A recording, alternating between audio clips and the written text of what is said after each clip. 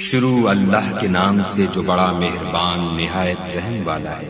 اے محمد صلی اللہ علیہ وآلہ وسلم، اپنے پروردگار کا نام لے کر پڑھو جس نے عالم کو پیدا کیا، جس نے انسان کو خون کی پھٹکی سے بنایا۔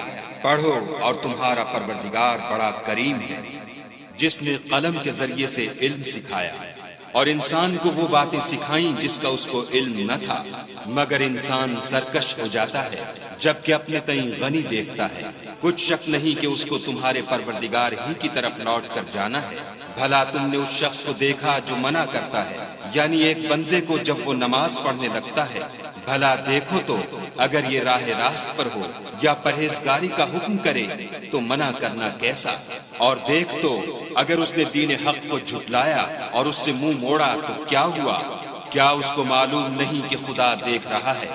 دیکھو اگر وہ باز نہ آئے گا تو ہم اس کی پیشانی کے بال پکڑ کر گھسیٹیں گے، یعنی اس جھوٹے خطا کار کی پیشانی کے بال، تو وہ اپنے یاروں کی مجلس کو بلا لے، ہم بھی اپنے موکلان دوزخ کو بلائیں گے۔